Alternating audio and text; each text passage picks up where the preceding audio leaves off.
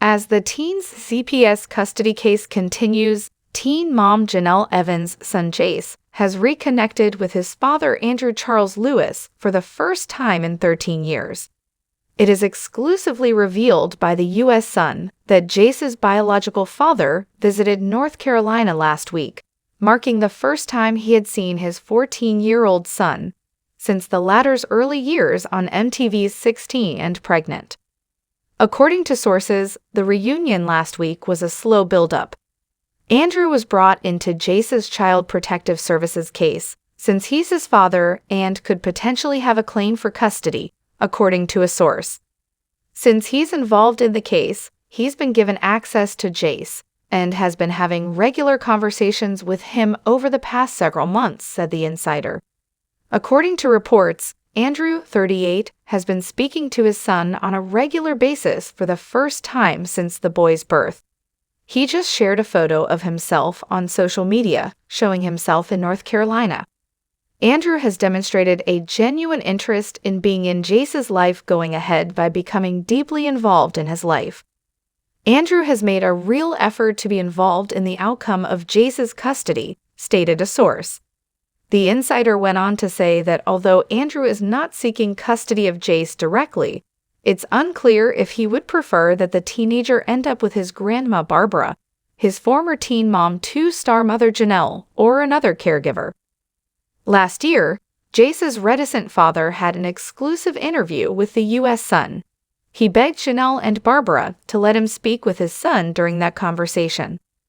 The teenager ran away from Jenelle's for the third time in the months after the interview, claiming that her husband David Eason, 35, had attacked him.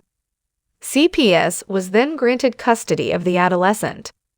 Although Barbara had reared Jace since he was a newborn, in March 2023 she signed the teen's rights back to his mother Jenelle. The 14-year-old had fled Jenelle's at least 3 times by the end of September, and Jace was claiming David had assaulted him before to the most recent attempt. As a result of the late September event, David is currently being charged with both misdemeanor child abuse and felony assault by strangulation. David's case was escalated earlier this month following a grand jury indictment to add a felony charge. David was charged with criminal assault by strangulation in the indictment, claiming that Jace's stepfather used his hands to squeeze his throat.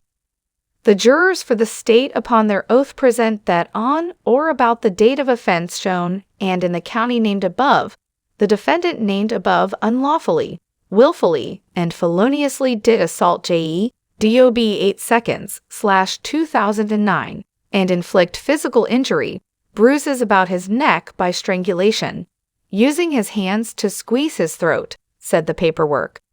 David recently came clean and denied any misconduct. Several calls to his lawyer went unanswered in the interim. Before making his third escape from Jenelle's house on September 28, Jace said that he was attacked by his stepfather in front of a neighbor's house. In front of a neighbor's house, Jace told police at a hospital that the violent incident had happened the night before and that witnesses had seen it. The event was recorded by a Ring camera, an exclusive source previously informed the U.S. Sun. Following David's claimed attack, Jace was placed under the custody of Child Protective Services. After being nurtured by Barbara since he was a baby, Jace was returned to her, but in November, he ran away from her home. Jace is still being held by CPS, and a North Carolina court is currently working out the final arrangements for his care.